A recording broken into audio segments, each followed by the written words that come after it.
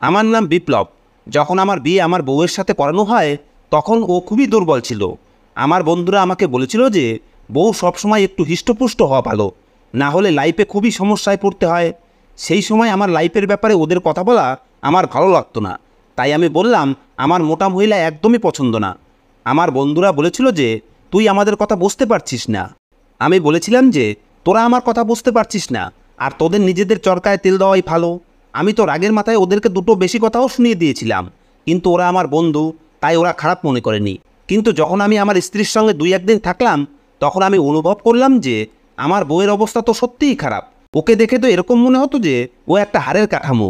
আমার মা বলেছিল যে মোটা মেয়েদের দিয়ে বাড়ির কোনো কাজ হয় না, তাই পাতলা মেয়ে নিয়ে আসবো, তাহলে দৌড়ঝাঁপ করে কাজ করবে। আর এমনিতেও যখন মেয়েদের একটা দুটো বাচ্চা হয়ে যায় তখন তারা মোটা হয়ে যায়, কিন্তু যদি আগে থেকেই হিষ্টপিষ্ট মেয়ে নিয়ে আসি তাহলে তো সে পরে খুব বেশি মোটা হয়ে যাবে। মায়ের লজিক কী ছিল সেটা তো সেই জানতো, কিন্তু আমার তো আমার স্ত্রীকে দেখে খুব অবাক লাগতো। ওর মুখের হাড়ও বেরিয়ে গেছিল, ওকে একদমই সুন্দর লাগতো না। মুখে অন্তত কিছুটা মাংস থাকা উচিত যাতে মানুষ সুন্দর লাগে। ওকে দেখে এরকম মনে হতো যে ও জীবনও কখনো কিছু খায়নি, আর একে কেউ খেতেও দেয়নি। আমি ওকে নিয়ে যেখানেই যেতাম লোকজন এটাই বলতো যে নিজের স্ত্রীকে কিছু খাওয়াস না নাকি। ওর এই অবস্থায় তাই আমি ওকে এখন কোথাও নিয়ে যাই না। এরপরে সেটাই হলো যার ভয় ছিল। মায়ের সমস্ত কথাই উল্টো হয়ে গেছিল, কেননা রোগা দেখে মেয়ে তো সে নিয়ে এসেছে, কিন্তু ওকে দিয়ে তো কোনো কাজই হতো না। সামান্য একটু কাজ করেই বসে পড়তো আর বলতো আর পারছি না। ওর দ্বারা তো একটা জলের বালতিও উঁচু হতো না, কাপড় ধোয়া তো দূরের ব্যাপার। এখন আমার মা আমাকে বলে তোর কথাই সত্যি ছিল, আমার খুব ভুল হয়ে গেছে। তখন আমি তাকে বললাম এখন নিজের এই ভুলের সাথেই জীবন কাটাও। একদিন অফিস থেকে বাড়িতে এসে দেখি আমার মাই সমস্ত কাজ করছে। আমি বললাম কি হলো? তখন মা বলতে লাগলো যে নয়নার শরীর খারাপ হয়ে গেছে, কয়েকটা কাপড় ধুয়েই মাথা ঘুরে পড়ে গেছিল, তাই আমি ওকে ঘরে গিয়ে আরাম করতে বলেছি। প্রথমে তো আমার মনে হলো হয়তো কোনো খুশির খবর আছে, তাই চক্কর এসেছে। পরে ভাবলাম ওর যা অবস্থা তাতে মনে হয় না যে এ খুশির খবর শোনানোর যোগ্য, আর এ বাচ্চা জন্ম দিতে পারে। এর তো নিজের শরীরেই কিছু নেই। টেনশনে তো আমিও ছিলাম। তারপরেও আমি আমার মাকে সান্ত্বনা দিলাম, কেননা মা নিজেই ব্লাড প্রেশারের রোগী। আমি তাকে সান্ত্বনা দিয়ে বললাম যে রোগা মেয়েকে মোটা করা সহজ, কিন্তু মোটা মহিলাকে রোগা করা সহজ না। এটা কোনো ব্যাপারই না, খাওয়া দাওয়া করলেও ও ঠিক হয়ে যাবে। কথা হয়েছিল যে আমার বিয়ে 4 মাস পরে হবে। যখন আমার মা বিয়ের কথা পাকা করছিল তখন নয়নার অবস্থা এতটাও খারাপ ছিল না, কিন্তু যখন বিয়ের সময় আসে তখন সব মেয়েই ডায়েটিং করে। কিন্তু মনে হয় ও এই 4 মাসে এত বেশি ডায়েটিং করে ফেলেছে যে ওর অবস্থা এত খারাপ হয়ে গেছে। ও এখন যতটা দুর্বল, যদি এই অবস্থায় মা প্রথমে ওকে দেখতো তাহলে কখনোই সম্বন্ধ ঠিক করতো না। ওকে যখন দেখেছিল তখন ওর অবস্থা কিছুটা ভালো ছিল, আর ও ভালো পরিবারের মেয়েও ছিল। ওর বাড়িতে খাওয়া দাওয়ার তো কোনো অভাবই ছিল না, তারপরেও ও এত রোগা। এখন আমি ভাবছি ওর জন্য ভালো ভালো খাবার নিয়ে আসব। একদিন আমি ওর জন্য বিরিয়ানি নিয়ে আসলাম, কিন্তু ও শুধুমাত্র 2 চামচ খেয়েছিল, তারপরেই বলল আমি আর খেতে পারছি না। পাখির মতো আহার ছিল ওর, কিছুটা খেয়েই বলতো আমার পেট ভরে গেছে। আমার মা ওর জন্য হালুয়া বানিয়েছিল যাতে ওর ওজন কিছুটা বাড়ে, কিন্তু ও সামান্য একটু খেয়েই সরে পড়তো। তারপরে যতই বলা হোক না কেন ও কোনো কথা শুনতো না। ওকে ভালোবেসে বললেও ও বলতো যে আমি বেশি খেতেই পারি না। আর ওকে দেখে মনে হতো যে সত্যিই ওর পেটে এক থালা খাবারও যাওয়ার জায়গা নেই, তাই তো ও খেতেও পারতো না। এখন তো আমি চিন্তায় পড়ে গেলাম। বিয়ের পরে স্ত্রীকে ডাক্তারের কাছে নিয়ে যাওয়া হয় যখন সে প্রেগনেন্ট হয়, কিন্তু আমার মনে হচ্ছে একে এখনই ডাক্তারের কাছে নিয়ে যেতে হবে। তাই একদিন ডাক্তারের কাছে নিয়ে গেলাম। ডাক্তার বললেন এর শরীরে রক্ত কম আর এ প্রেগনেন্টও। এই কথা শুনে তো আমি হতবাক হয়ে গেলাম। আমি ভেবেছিলাম যে এর দ্বারা বাচ্চা হবে না, কেননা এ খুবই দুর্বল, কিন্তু এর বাচ্চা হতে যাচ্ছে। এখন তো আমার নিজের বাচ্চারও খুব চিন্তা হতে লাগলো। ডাক্তার বললেন যদি এরকমই অবস্থা থাকে তাহলে যখন সময় হবে তখন আপনার স্ত্রী আর বাচ্চা দুজনেরই জীবন সংশয় দেখা দেবে। এই কারণে এই 9 মাস আপনাদের জন্য খুবই গুরুত্বপূর্ণ। আমি খুব বেশি টেনশনে ছিলাম, কেননা এখন তো আমার সন্তানের চিন্তা হচ্ছিল। ডাক্তার বলে দিয়েছিলেন যে এর শরীরে রক্ত কম, আর শরীরে রক্ত কম থাকলে একটা নয় হাজারটা সমস্যা এসে হাজির হয়। যতক্ষণ রক্তের ঘাটতি না পূরণ হবে ততক্ষণ ওর শরীর ঠিক হবে না। এরপরে তিনি অনেক ওষুধ লিখে দিলেন। তারপরে আমি আমার স্ত্রীকে নিয়ে বাড়িতে ফিরে এলাম, কিন্তু আমার স্ত্রী সেই ওষুধ 1 সপ্তাহ খাওয়ার পরেই ওর শরীর আরও বেশি খারাপ হতে শুরু করলো। বুঝতে পারছিলাম না এখন কি করব। এরপরে ওকে অন্য এক ডাক্তারের কাছে নিয়ে গেলাম। সেই ডাক্তার বললেন যে তোমার স্ত্রীকে প্রতিদিন গাজরের জুস বানিয়ে খাওয়াও। গাজরের জুস খেলে শরীরে রক্ত বাড়ে। যেহেতু আপনার স্ত্রী প্রেগনেন্ট তাই আপনারা একে বেশি ওষুধ খাওয়াবেন না, না হলে এতে বাচ্চার ক্ষতি হতে পারে। প্রাকৃতিক জিনিস খেলে সেটা বাচ্চার জন্য ভালো হবে।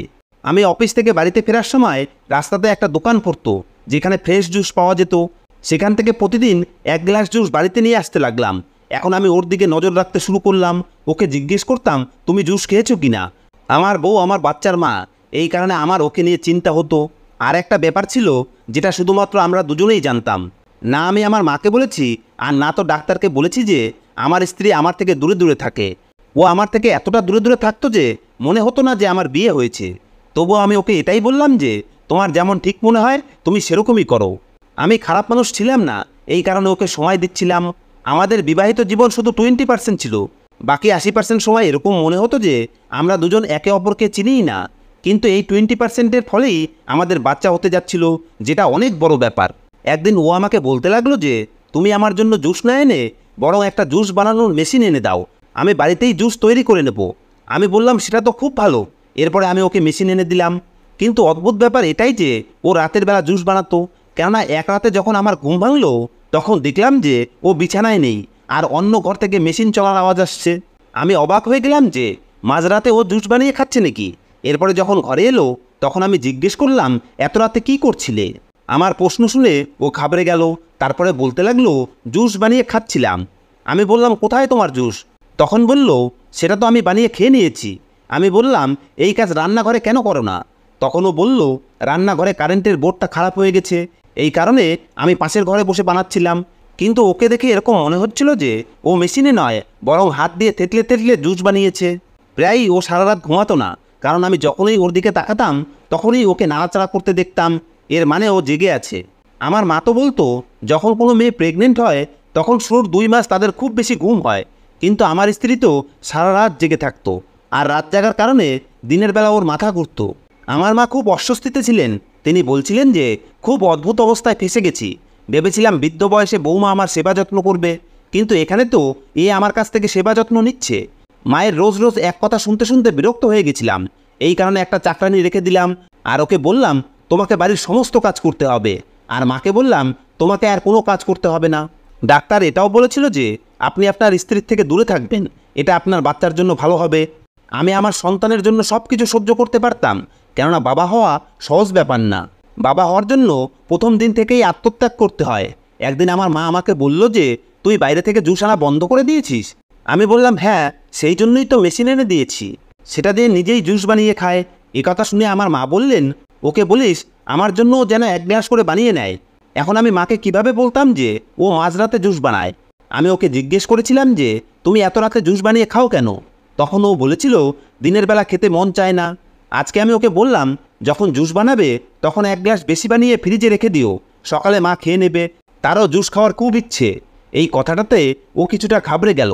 আমি বললাম, কি ব্যাপার, তুমি কি ক্লান্ত হয়ে যাও?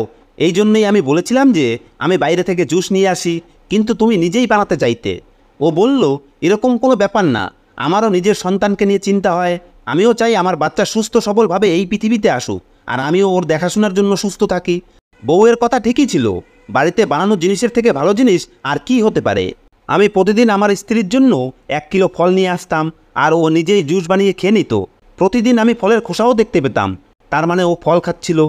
একদিন আমি আমার এক বন্ধুর থেকে এই জিনিসটা জানতে পারলাম যে তুই যে মেয়েকে বিয়ে করেছিস সেই বেচারার জীবন খুব দুঃখে কেটেছে। ভালো হয়েছে যে তুই একটা অনাথ মেয়েকে উদ্ধার করেছিস। আমি বললাম, আমার স্ত্রী অনাথ নয়, ওর বাবা মা আছে। তখন ও বলল, না, ওর বাবা মা তো অনেক দিন আগেই কারেন্টের শক খেয়ে মারা গেছে। আমি বললাম, না না, আমার শ্বশুর শাশুড়ি তো জীবিত আছে, তারা তো আমার বউকে মেয়েই বলে। তখন আমার বন্ধু বলল, এরা তাহলে ওর কোনো আত্মীয় হবে, আর না হলে কেউ ওকে দত্তক নিয়েছিল। যাই হোক, ওরা যদি তোকে না বলে তাহলে তুই আর জিজ্ঞেস করিস না, কেননা এই জিনিসটা লুকানো কোনো খারাপ জিনিস না। কিন্তু ওর নিজের বাবা মা এই দুনিয়াতে নেই, এই জিনিসটা সত্যি। আমি এই কথাটা আমার স্ত্রীকে বলিনি, কারণ ও যদি না বলতে চায় তাহলে আমার ওর উপরে গোয়েন্দাগিরি করার কোনো অধিকার নেই। আর এমনিতেও ওর এই জিনিসটাতে আমার কি এমন পার্থক্য হতো যে ওর বাবা মা আছে না নেই? ও আমার স্ত্রী, আর এটাই আমার জন্য সবচেয়ে বেশি জরুরি। এখন তাদের মধ্যে কী সম্পর্ক, এতে আমার জীবনে কোনো পার্থক্য পড়তো না। এই কারণে আমি ভেবে নিলাম যে এই ব্যাপারে আমি কোনো প্রশ্নই জিজ্ঞেস করব না। এভাবেই দিন কাটতে লাগলো। একদিন আমার স্ত্রীর শরীর খুব খারাপ হয়ে গেল, ডাক্তারের কাছে নিয়ে গেলাম, কিন্তু ডাক্তার বললেন যে বাচ্চার 3য় মাস হয়ে গেছে, কিন্তু বাচ্চার কোনো গ্রোথ হচ্ছে না। আপনার স্ত্রী মনে হয় ঠিকভাবে নিজের খেয়াল রাখছে না। আমি বললাম, আমি তো সমস্ত জিনিসই ঠিকঠাক এনে দিই, খাবারও প্রতিদিন খায়, জুসও খায়, বাড়িতে কাজেরও কোনো সমস্যা নেই। এসব কথা শুনে ডাক্তার বললেন, বাচ্চার গ্রোথ খুব ধীরে হচ্ছে, এভাবে চললে তো বাচ্চা বড়ই হবে না, আর আমাদের কোনো খারাপ খবর শুনতে হবে। আমি খুব টেনশনে পড়ে গেলাম যে আমার স্ত্রীর পেট বড় হচ্ছিল না। 3 মাসের বাচ্চা হিসেবে ওর পেট খুবই ছোট, ওকে দেখে মনেই হতো না যে ও মা হতে যাচ্ছে। ডাক্তার বলছিলেন যে 3 মাসে তো মেয়েদের পেট বেরিয়ে আসে, আর যারা রোগা তাদের পেট তো আরও বেশি চোখে পড়ে, কিন্তু আপনার স্ত্রীকে দেখে মনেই হয় না যে এ প্রেগনেন্ট। ডাক্তার আরও বলেছিলেন যে আপনার সন্তানের জীবনের উপরে খুব বড় বিপদ আছে, আপনাদেরকে এই ব্যাপারটা সিরিয়াস নিতে হবে। আমার এক বন্ধু ছিল যার স্ত্রীর বাচ্চা হতে যাচ্ছিল, সেটা নিয়ে ও খুব খুশি ছিল, কিন্তু প্রায় 8 মাস পরেই জানতে পারলো যে বাচ্চা ঠিক নেই। তাই ডাক্তারকে ওর স্ত্রীর জীবন বাঁচানোর জন্য বাচ্চার জীবন বিসর্জন দিতে হয়। তখন থেকে আমার বন্ধু একদম বদলে গেছে, ও আর আগের মতো নেই। ওকে দেখে আমার খুব দুঃখ হতো। এখন আমিও এই অবস্থার মধ্যে দিয়ে পার হচ্ছি, কেননা আমিও আমার সন্তানকে ঠিকঠাকভাবে দেখতে চাইতাম। আমার স্ত্রী জুস বানাতে রান্নাঘরে যেত, প্রায় ঘন্টা 2 পরে যখন সেখান থেকে ফিরে আসতো তখন ওর হাতে জুসের গ্লাস থাকতো, আর ও আমার সামনেই জুস খেত। কিন্তু 1 গ্লাস জুস বানাতে 2 ঘন্টা লাগে, এই জিনিসটা আমার মাথায় ঢুকতো না। কয়েকদিন পরে এমন হলো যে আমি আমার বাড়িতে একটা কৌটো পেলাম, যাতে এমন ভাষায় লেখা ছিল যেটা আমি বুঝতে পারছিলাম না, হয়তো চাইনিজ, জাপানিজ বা অন্য কোনো ভাষা হবে। সেই কৌটাটা খালি ছিল, আর তার মধ্যে পাউডারের মতো কিছু লেগেছিল। আমি ডাক্তারের কাছে সেটা নিয়ে গেলে ডাক্তার বললেন যে এটা ওজন কম করার সাপ্লিমেন্ট, যেটা বিদেশ থেকে আসে, আর এতে ওজন খুব তাড়াতাড়ি কমে যায়, কিন্তু এর সাইড এফেক্ট খুব বেশি। আমি অবাক হয়ে গেলাম যে এটা আমাদের বাড়িতে কোথা থেকে এলো। এটা এমন ওষুধ না যেটা বাজারে অনায়াসে পাওয়া যায়, এটাকে অনলাইনে অর্ডার দিয়ে আনাতে হয়। আমাদের বাড়িতে এমন কে ছিল যার ওজন কম করার শখ ছিল? আমার মা তো কখনো এই ব্যাপারে ভাবতই না। আমার ওজনও ঠিকঠাকই ছিল, আর আমি যদি এই ওষুধ খেতাম তাহলে আমার অবশ্যই মনে থাকতো। আর আমার স্ত্রীর তো আগে থেকেই ওজন কম, আমরা তো এই জিনিসটা নিয়ে টেনশনে ছিলাম যে ওর ওজন বাড়ছে না কেন। তাহলে এই কৌটা কোথা থেকে এলো? আমি বুঝতে পারছি না যে এই সব হচ্ছেটা কি। আমি আমার স্ত্রীকে জিজ্ঞেস করলাম, তো ও বলল, এই কৌটা আমি পাশের বাড়ি থেকে নিয়ে এসেছি। এই কৌটাটা দেখতে খুবই সুন্দর, তাই আমি এটা নিয়ে এসেছি, ভেবেছি এটা পরিষ্কার করে এর মধ্যে কিছু একটা রাখবো। আমি আমার মাথায় হাত দিয়ে বসে পড়লাম আর বললাম, আমাকে আগে বলবে তো, আমি তো না জানি কি কি সব ভেবে বসেছিলাম। এরপরে আমি ওকে কৌটা ফেরত দিয়ে দিলাম। একদিন আমার স্ত্রী আবার জুস বানাতে গেল, আর ও অনেক সময় থেকে আসছিল না। আজকে ওর সাথে আমার কিছু কথা বলার ছিল, তাই যখন ওর কাছে গেলাম তখন এটা দেখে আমি হতবাক হয়ে গেলাম যে ও রান্নাঘরের দরজা ভেতর থেকে বন্ধ করে রেখেছে। আমি দরজাতে টোকা দিলে ও 5 মিনিট পরে দরজা খুললো আর বলল, আমি জুস বানাচ্ছি। আমি বললাম, দরজা বন্ধ করার কি দরকার? তখন ও বলল, আমি এই কারণে দরজা বন্ধ করেছি যাতে আওয়াজ বাইরে না যায়, কেননা যখন জুস বানানোর জন্য মেশিন চালাই তখন খুব আওয়াজ হয়, আর আওয়াজ শুনে মা জেগে উঠতে পারে। ওর কথা তো ঠিকই ছিল, তাই বললাম, ঠিক আছে দরজা বন্ধ করেই করবে, কিন্তু দরজা লক করার দরকার নেই, কেননা তোমার শরীর ঠিক নেই, হঠাৎ করে তোমার মাথা ঘুরে গেলে কি হবে ভেবেছো? কয়েকদিন পরে ডাক্তারের কাছে গেলে ডাক্তার আবার বললেন যে বাচ্চার অবস্থা একদমই ভালো নেই, আর আপনার স্ত্রীর পেটও বড় হচ্ছে না। আমি অবাক হয়ে গেলাম যে আমি আর কি করব। নিজের দিক থেকে তো আমি সব কিছুই করছিলাম। ডাক্তার তো এমনভাবে কথা বলছিলেন যেন আমার স্ত্রী সারাদিন কাজ করতে থাকে আর আমরা তাকে ঠিকমতো খেতেও দেই না। হয়তো এর উপরে অত্যাচার করি, কিন্তু এই বেচারি ভয়ে কিছুই বলতে পারছে না। এরপরে ডাক্তার আমার স্ত্রীকে জিজ্ঞেস করলেন যে আপনি টাইট কাপড় পরেন না তো? আপনি নিজের পেটের উপরে চাপ দিয়ে ঘুমান না তো? কেননা আপনার পেট অনেকটা চাপা চাপা লাগছে। আমি এই কথাটা শুনে খুব অবাক হয়ে গেলাম, কারণ আমি তো এই ব্যাপারটা লক্ষ্য করিনি। আমার স্ত্রী তো আমার ঘুমানোর পরে ঘুমাতো, এই কারণে আমি জানতাম না যে ও কিভাবে ঘুমায়। সকালে যখন আমি ঘুম থেকে উঠতাম তার আগেই ও উঠে নাস্তা বানাতে শুরু করে দিত। এখন আমি ভাবলাম যে আমি আমার স্ত্রীর উপরে রাতের বেলাও নজর রাখবো। আমি আমার ফোনে অ্যালার্ম লাগিয়ে ফোনকে নিজের কানের কাছে রাখলাম, যাতে শুধুমাত্র আমিই শুনতে পাই। সেদিন মাঝরাতে আমি আমার স্ত্রীকে দেখে হতভম্ব হয়ে গেলাম, কেননা আমার স্ত্রীর পেট এমনভাবে কাঁপছিল যেন ভূমিকম্প হচ্ছে। এটাকে কাঁপা না বলে ভাইব্রেশন বলা বেশি ভালো হবে। আমি আমার চোখ ডলতে ডলতে ধ্যান দিয়ে দেখলাম যে কি হচ্ছে এটা। যখন আমি সেখানে হাত লাগানোর চেষ্টা করলাম তখন আমার স্ত্রী জেগে উঠল আর ঘাবড়ে গিয়ে বাথরুমে চলে গেল। কিছুক্ষণ পরে যখন ফিরে এলো তখন সেই রকম কিছু ছিল না। আমি ওকে বললাম, এই সব কি? তখনও বলল, বাচ্চার নাড়াচাড়া দেখছিলে। আমি বললাম যে বাচ্চার নাড়াচাড়া কিভাবে হতে পারে, যেখানে ডাক্তার বলছে যে বাচ্চা খুবই দুর্বল আর ঠিকভাবে বড় হচ্ছে না। ও বলল, তাছাড়া আর কি হতে পারে আমার পেটে? তুমি তো দেখলে আমার পেট নড়ছিলে। তোমার কোনো ভুল ধারণা হয়েছে, তুমি সবেমাত্র ঘুম থেকে উঠেছে তো তাই। আমি সত্যিই ঘুম থেকে উঠেছিলাম, আর আমার স্ত্রীর হাতেও সেরকম কিছুই ছিল না। পরের দিন আমি আমার মাকে জিজ্ঞেস করলে তিনি বললেন, বাচ্চা তো 5ম মাসে গিয়ে নাড়াচাড়া শুরু করে, 3 মাসের বাচ্চা কোথায় নাড়াচাড়া করে? সে তো একটা ডিমের মতো ছোট্ট হয়। আমি এই কথা ডাক্তারকে বলে তাকে সমস্যায় ফেলতে চাইতাম না, কেননা সে এমনিতেই বুঝতে পারছিল না যে এসব কি হচ্ছে। এখন আমার কাছে একটাই উপায় যে আমি নিজেই নিজের স্ত্রীর উপরে নজর রাখি, তাহলে অন্তত বুঝতে পারবো এই সব কিছু কী হচ্ছে।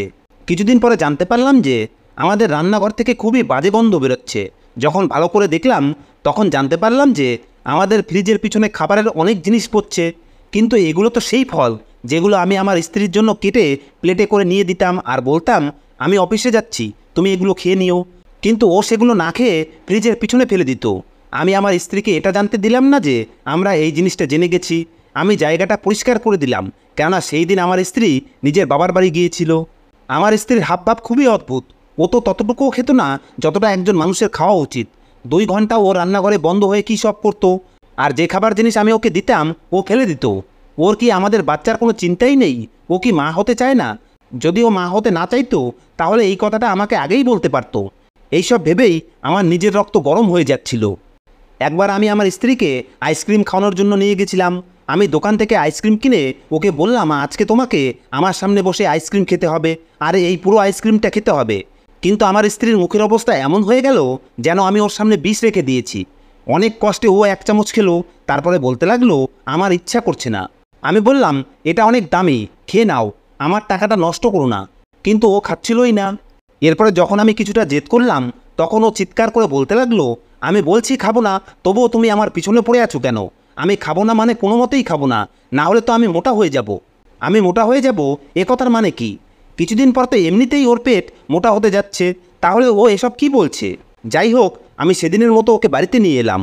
একদিন ও রান্নাঘরে এই বলে গেছিল যে ও জুস বানাতে যাচ্ছে। যখন 8 ঘন্টা পার হয়ে গেল তখন আমিও ওর পিছনে রান্নাঘরে গেলাম।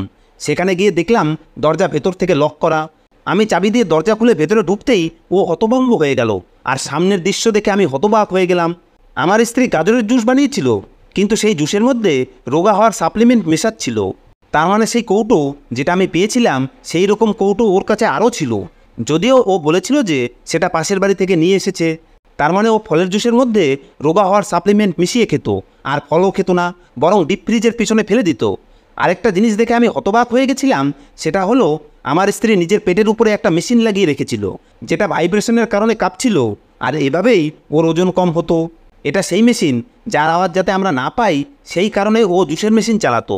এই মেশিন সেই সমস্ত লোকেদের জন্য বানানো হয়েছিল যারা নিজেদের পেটের চর্বি কম করতে চাইতো। আমার স্ত্রীর পেট বাচ্চার কারণে বড় হচ্ছিল, এই কারণে ও নিজের পেট কম করার জন্য এই মেশিন ব্যবহার করছিল। এইসব দেখে আমি মাথায় হাত দিয়ে সেখানেই বসে পড়লাম। আমি আমার স্ত্রীর হাত ধরে ওকে নিজের ঘরে নিয়ে এলাম। এরপরে আমি বললাম তোমার লজ্জা করে না এই অবস্থাতেও তুমি এই রকম কাণ্ড করছো? আমার স্ত্রী কান্না করতে লাগলো, আর কান্না করতে করতেই অজ্ঞান হয়ে গেল। এরপরে আমি ওর বাবা মাকেও ডেকে নিলাম, আর তাদেরকে সমস্ত কথা বলে দিলাম। এটাও বলে দিলাম যে বাচ্চার জীবনের রিস্ক আছে। তখন ওর বাবা মা মাথা নিচু করে নিল, আর বলতে লাগলো এ খুব ছোট ছিল যখন এর সামনেই এর বাবা মা এই দুনিয়া থেকে চলে যায়। সেই সময় এ এত বেশি আঘাত পেয়েছিল যে এ ডিপ্রেশনে চলে যায়। এরপর থেকে এ খাবার খেতে চাইতো না, বা খুবই কম খাবার খেত। এর মনে হতো যে যদি এ বেশি খাবার খেয়ে ফেলে তাহলে মোটা হয়ে মরে যাবে। এই অসুখটার নাম অ্যানোরেক্সিয়া নার্ভোসা। এই অসুখটা আমাদের মেয়ের এই কারণে হয়েছিল কেননা এ নিজের বাবা মাকে নিজের চোখের সামনে মরতে দেখেছিল, আর নিজের চোখের সামনে নিজের বাবা মাকে মরতে দেখা কোনো সহজ কথা না। আমরা ওর পিসি আর পিসা, কিন্তু সবাইকে আমরা এটাই বলতাম যে এ আমাদের মেয়ে, কেননা আমাদের নিজেদের কোনো সন্তান নেই। আমাদের ভুল এটাই ছিল যে আমরা তোমাদেরকে এই কথাটা বলিনি। এখনও ওর এই অসুখটা আছে, তাই প্রেগনেন্ট হওয়া সত্ত্বেও ও এই কাণ্ড ঘটাচ্ছিল। আর ওই মেশিন এই কারণেই ব্যবহার করছিল। এই কারণে ও প্রতিদিন মেশিন ব্যবহার করত, ঠিকভাবে খাবার খেত না, আর নিজেকে রোগা রাখার জন্য সাপ্লিমেন্ট খাচ্ছিল। এই সমস্ত কিছু এই অসুখেরই ইফেক্ট। ও জেনে বুঝে এসব করছিল না। আমি আমার মাথায় হাত দিয়ে বসে পড়লাম, বুঝতে পারছিলাম না যে আমি কি করব। এরপরে আমি বললাম আপনারা এর চিকিৎসা করেননি? তখন তারা বললেন এ নিজের চিকিৎসা করাতেই চায় না, এ ওষুধই খেতে চাইতো না, বেশিরভাগ সময় পালিয়ে বেড়াতো। এরপরেই আমরা এর বিয়ে দিয়ে দেই। আমি নিজের মাথায় হাত দিয়ে বসে রইলাম, কেননা আমার স্ত্রী একজন মানসিক রোগী, আর আমার বাচ্চার জীবনেরও রিস্ক আছে। বুঝতে পারছিলাম না কি করব। 4র্থ মাস শুরু হয়ে গেছে, কিন্তু বাচ্চা একদমই সুস্থ নেই, আর বড়ও হচ্ছিল না। তাই ডাক্তার আমাদের মানসিক ডাক্তারের কাছে রেফার করে দিলেন। তারপরে সেই ডাক্তারের সাথে সমস্ত মামলা ডিসকাস করলাম। তিনি ওষুধ দিলেন আর বললেন আমি ততটুকুই ওষুধ দিচ্ছি যাতে বাচ্চার জন্ম অবধি আপনার স্ত্রী সুস্থ থাকে, কিন্তু তবুও একে দেখাশোনা করে রাখতে হবে। আমার জন্য এই 6 মাস খুবই কষ্টকর ছিল। আমাকে স্ত্রীর খেয়াল রাখতে রাখতে আমি আমার চাকরি থেকে বরখাস্ত হয়ে গেলাম। কিন্তু ভগবানের কৃপায় 9 মাস পরে আমার ছেলের জন্ম হলো, যে খুবই দুর্বল ছিল। কিন্তু নার্সিংহোমের ডাক্তার ওকে বাঁচিয়ে নেন, আর আমার স্ত্রীর জীবনও বেঁচে যায়। এরপরে আমি আমার শ্বশুরকে বললাম যে একে বোঝান যাতে এ নিজের চিকিৎসা ভালোভাবে করায়, আর যদি এটা না হয় তাহলে আমি এর সাথে থাকতে পারবো না, কেননা এর হাতে আমার সন্তানও সুরক্ষিত নয়। আমার বাচ্চার খেয়াল আমার মাই রাখছিলেন, আমার স্ত্রীর ওকে নিয়ে কোনো চিন্তাই ছিল না। ও তো ওকেও অদ্ভুত নজরে দেখতে থাকতো। আমি আমার স্ত্রীকে ওর বাবার বাড়িতে ফেরত পাঠিয়ে দিলাম। আমার শ্বশুর বললেন যেভাবেই হোক ওর চিকিৎসা করাবো, কেননা ভুল আমাদের ছিল, আমরা তোমাদেরকে বলিনি। তারপরে ওর চিকিৎসার জন্য ওকে মেন্টাল হসপিটালে পাঠিয়ে দেওয়া হলো। এখনও ও সেখানেই আছে। আমি আমার সন্তানকে পেয়ে খুশি, চেষ্টা করব যাতে আমার স্ত্রীও ঠিক হয়ে আমার কাছে ফিরে আসে। আমি ওর জীবন নষ্ট করতে চাই না, কিন্তু ওকে সাথে রাখা খুব রিস্কি ছিল। ও হয়তো আমার সন্তানেরও ক্ষতি করতে পারত। ব্যাস, এখন কোনোরকমভাবে নিজের জীবন কাটাচ্ছি। আমার বাচ্চার খেয়াল আমার মাই রাখেন, আর আমি চাকরির খোঁজ করছি। আশা করি ভগবানের কৃপায় সব কিছু আবার ঠিক হয়ে যাবে। ধন্যবাদ বন্ধুরা।